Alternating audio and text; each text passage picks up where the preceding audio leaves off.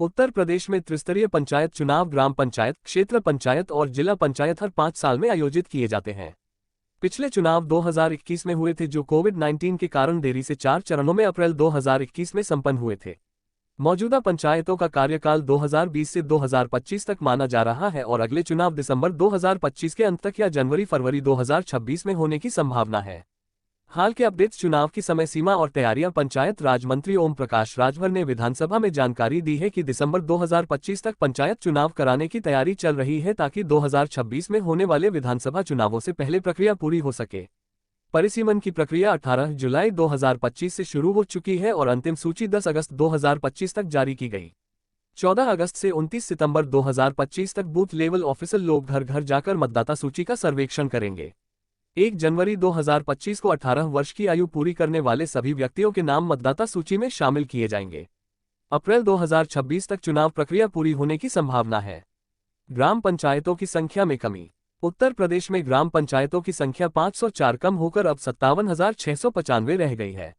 इससे ग्राम प्रधानों की संख्या में भी कमी आएगी। मतदाता और बुनियादी ढांचा। मुख्यमंत्री योगी आदित्यनाथ ने बताया कि यूपी में 12 करोड़ से अधिक मतदाता पंचायत चुनाव में भाग लेते हैं। राज्य निर्वाचन आयोग के लिए लखनऊ में अवध विहार योजना शहीद पथ पर 50 करोड़ की लागत से 2618.59 वर्ग मीटर में 6 मंजिला अत्याधुनिक कार्यालय भवन का निर्माण शुरू हो चुका है, जो चुनाव प्रक्रिया को पारदर्शी और सुव्यवस्थित बनाएगा। आरक्षण और नियमावली। पंचायत विभाग ने ग्राम पंचायतों की आरक्षण नियमावली और आरक्षण चक्र पर काम शुरू कर दिया है। जिला पंचायत अध्यक्ष के निर्वाचन नियमों में बदलाव की चर्चा है, जिसके संबंध में गृह मंत्री अमित शाह तक बात पहुंची है। मतपेटियों और अन्य व्यवस्थाएं। 67 जिलों में मतपेटियों की आपूर्ति के लिए ई टेंडर जारी किए गए हैं। मतपत्रों के मुद्रण, वितरण और अन्य सेवाओं के लिए निविदाएं 6 जून 2025 तक अपलोड की जा सकती हैं। राजनीतिक महत्व। पंचायत चुनाव को 2027 के विधानसभा चुनाव से पहले सत्ता के लिए महत्वपूर्ण माना जा रहा है। गांव में चुने गए प्रधान जनता से सीधा संवाद करते हैं और स्थानीय स्तर पर राजनीतिक प्रभाव रखते हैं। कांग्रेस पार्टी ने 2026 के पंचायत चुनाव को स्वतंत्र रूप से लड़ने और इसके प्रदर्शन को 2027 के विधानसभा चुनाव के लिए उम्मीदवार चयन का आधार बनाने की योजना बनाई है। चुनाव प्रक्रिया और आचार संहिता। उत्तर प्रदेश में पंचायत चुनाव की प्रक्रिया राज्य निर्वाचन आयोग sc.nic.in द्वारा संचालित की जाती है।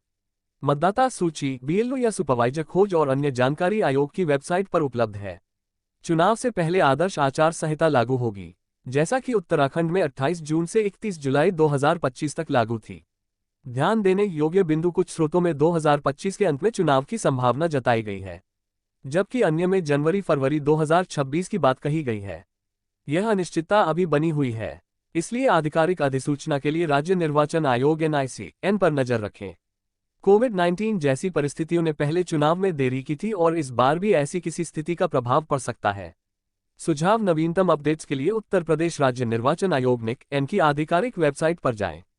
मतदाता सूची में नाम जांचने या डाउनलोड करने के लिए वेबसाइट पर उपलब्ध टूल्स का उपयोग करें।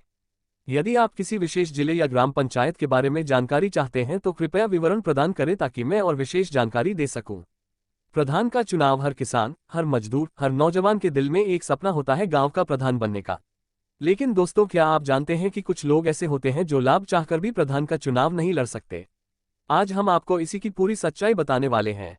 और हाँ, अगर आप पहली बार हमारे चैनल पर आए हैं तो जरूर सब्सक्राइब कर लीजिए, ताकि गांव-गांव से जुड़ी हर अहम जानकारी आप तक पहुंचती रहे।